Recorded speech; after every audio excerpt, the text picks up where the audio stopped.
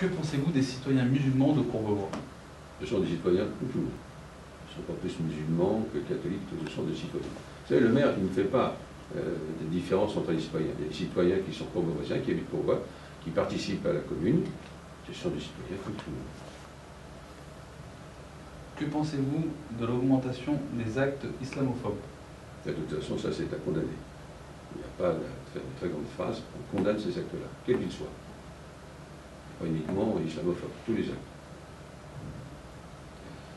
Que pensez-vous du silence des politiques face à cette vague islamophobe, justement?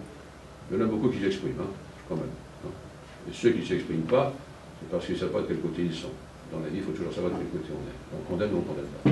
Moi, je condamne. Les politiques qui ne le font pas, eh bien, ils n'ont pas le droit d'être des politiques. Ou alors on dit non. Mais il faut dire ce que l'on pense. Ces gens-là, ils ne sont pas élus souvent, ils ne seront pas élus.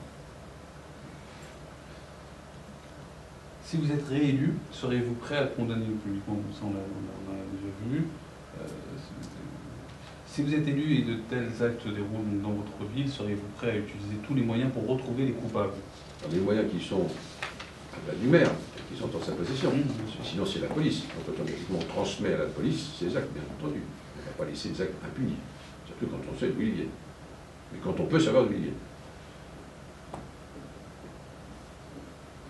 Que pensez-vous du projet de loi d'interdiction du port du voile dans les universités? La France, c'est un État laïque. Il faut respecter la laïcité. Ou alors, que si on part dans d'autres pays, nous ayons la réciprocité, qu'on fasse par exemple des croix, qu'on mette des croix ou tout ça. Je crois que l'être humain, il est ce qu'il est. Il a sa religion, il est né dans une certaine religion, il est né dans un certain pays. On respecte le pays dans lequel on est.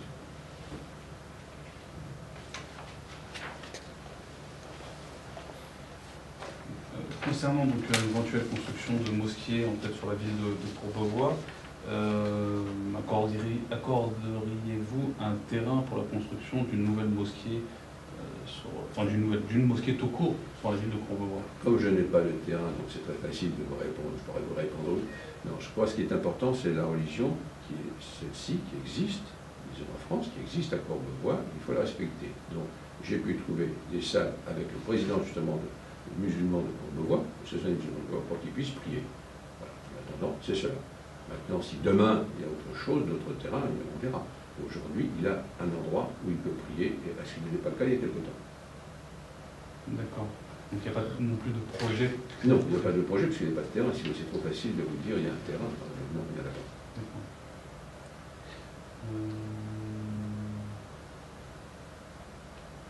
Alors ouais, voilà. Donc, y a-t-il un carré musulman sur la ville dans le cimetière donc, de la ville de Courbevoie? Sinon, est-ce qu'il y a un projet? Alors non, il n'y a pas de carré musulman dans la ville de Courbevoie, mais comme je vous l'ai rappelé, nous enterrons les musulmans qui le demandent, donc en direction de la Mecque. D'accord. Respectant bien entendu. D'accord. Et là aussi, il n'y aura pas. Il n'y en a pas. C'est-à-dire que plus ça va, plus au moins on a de terrain, de moins en moins, et un jour nous serons bien obligés de trouver un cimetière hors Courbevoie, comme d'ailleurs certaines villes le font. Aujourd'hui, c'est repoussé à 50, 60 ou 80 km. À ce moment-là, il est toujours temps de voir s'il y a une possibilité de le faire. D'accord.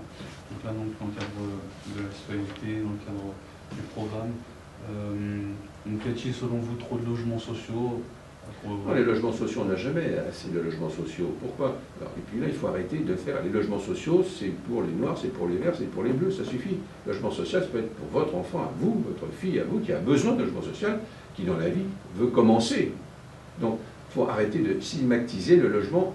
D'abord, c'est le logement social qui est pas bon. Le terme n'est pas bon. C'est un logement dont on a besoin pour démarrer dans sa vie la plupart du temps. Eh bien, non, on n'en a pas assez. Nous, on a 22%. Dans certains quartiers locaux, on a 35% de logements sociaux. Ils ont été donnés à tout le monde parce que quand on a besoin d'un logement, on essaie de les donner. Vous pensez que les logements sociaux ne sont pas donnés que par la ville. Ils sont donnés aussi par la préfecture, ils sont donnés par le conseil général, ils sont donnés par le conseil régional, ils sont donnés par le 1% patronal. Voilà. Pourquoi ils sont donnés? Tout simplement parce que quand ils construisent, ils ont besoin d'avoir la caution de la ville. Donc la ville se porte caution, moyennant quoi? Ils ont des logements. Et l'État, quand on construit des logements, nous prête de l'argent. L'État disant, je vous prête de l'argent, moyennant quoi, vous me donnez des logements. Et c'est eux qui décident de prendre qui ils veulent. Donc les destinataires sont désignés par le conseil général ou par la préfecture. D'accord. Y a-t-il justement des projets de construction encore sur la ville de Courbevoie? Non, vous savez, Courbevoie a construit, disons, il y a une quinzaine d'années, on a construit 35% de logements sociaux, donc sur la Défense. Quand on construisait des bureaux, on construisait des logements sociaux. Donc on a fait le plein, si vous voulez, en 10-15 ans. Donc maintenant, ce que l'on peut arriver à faire, c'est des rénovations, parce que des réhabilitations, des logements, pour que les gens se sentent bien. Parce que si le logement n'est pas, disons, conforme, vous pouvez être sûr qu'il ne tiendra pas. Il faut que le logement soit beau pour que les gens respectent le beau. Les gens respectent le beau. Et si on commence à avoir des tags partout et qu'on n'éduque pas, là, ils continuent.